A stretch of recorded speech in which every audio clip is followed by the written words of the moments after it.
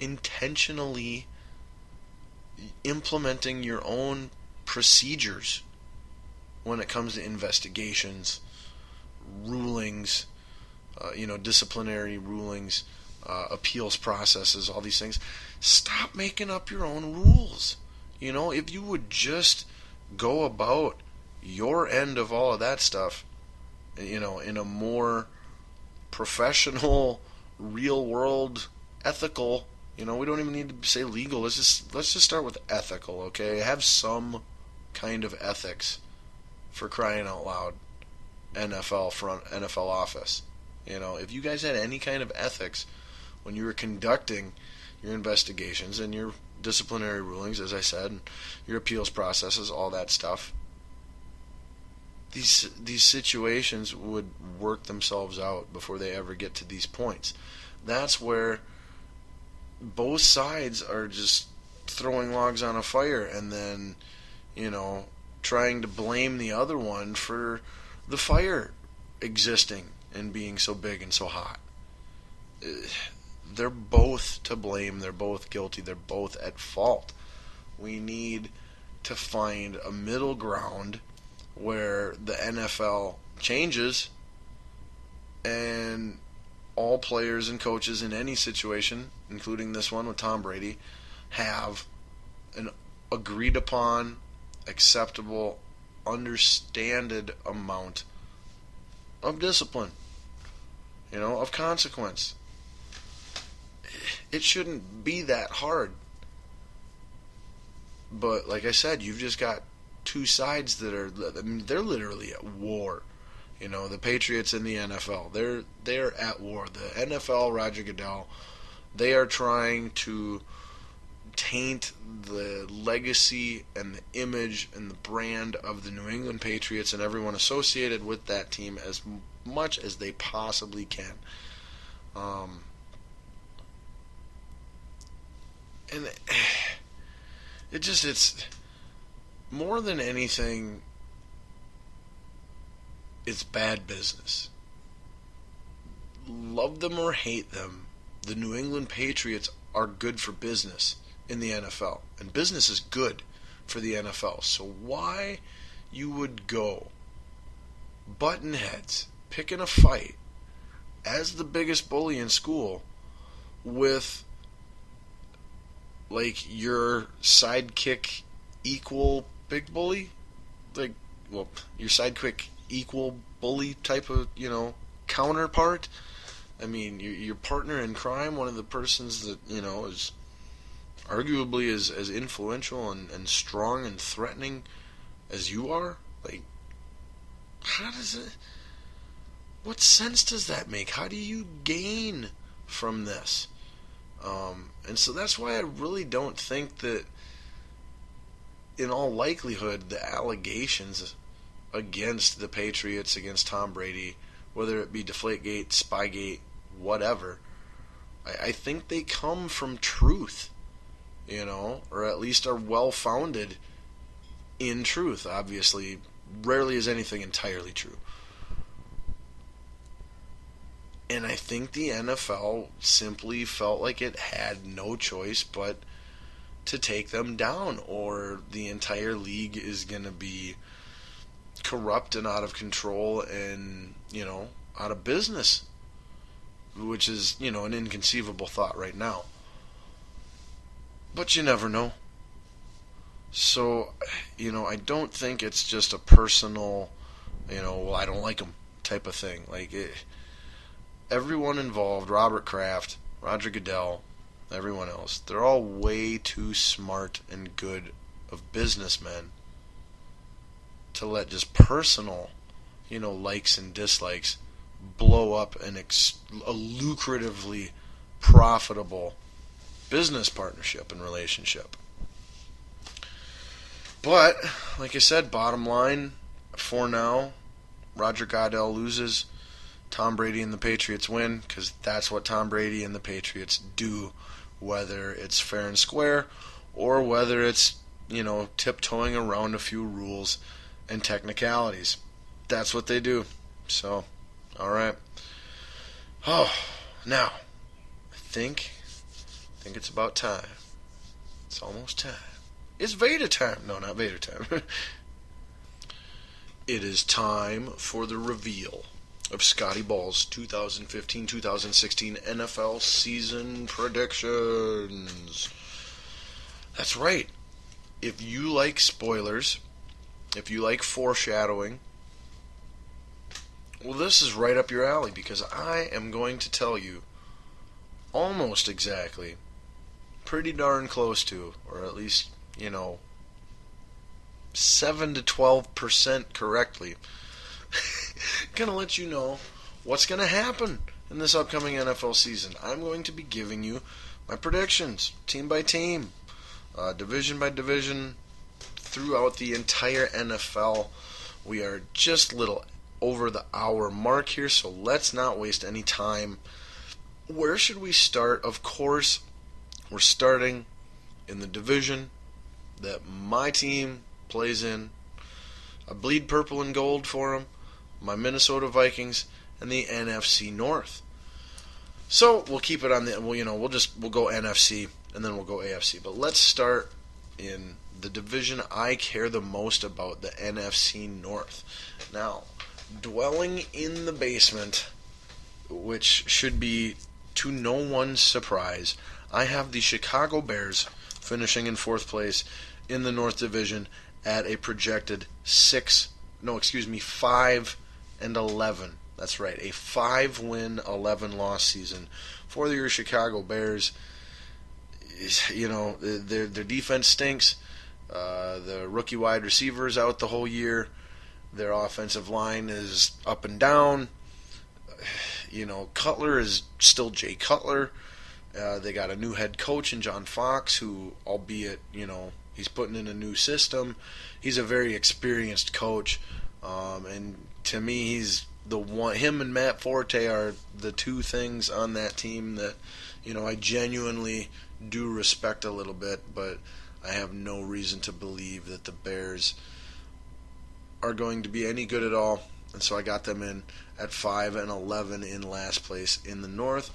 Just ahead of them in third place, kind of flip-flopping spots from a year ago, I have the Detroit Lions coming in at 7-9. Now, I do think their running game may be slightly improved, as I do like the addition of Amir Abdullah via the draft in that backfield. However, Jock, however you like to say it, Bell, has not been healthy, and he is, the one counted on splitting those carries there. And they also lost Reggie Bush, like him or not. He is a unique threat as a weapon. They also lost Ndamukong Suh on their defensive line. Everybody, knows that. So I have the Lions taking a step backward from last year, and they will finish this upcoming season at 7-9 or somewhere in there. But I gotta I can't put a range on these picks. I gotta pick an actual number. So 7-9. All right, then in second place in the NFC North this season, it's gonna be the Minnesota Vikings. Nope, not the Green Bay Packers. I don't have the Vikings winning the division.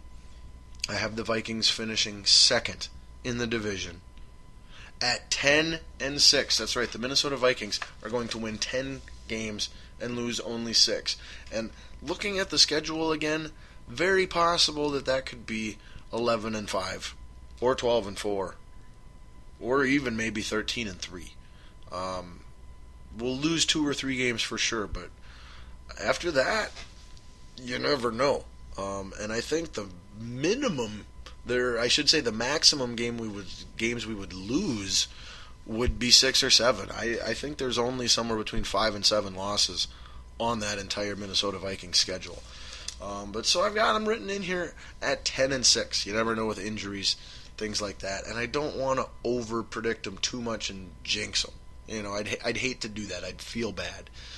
All right, so then that leaves my prediction for winning the NFC North this year with a record of 11 wins and 5 losses would be the Green Bay Packers. Yes, Jordy Nelson is hurt.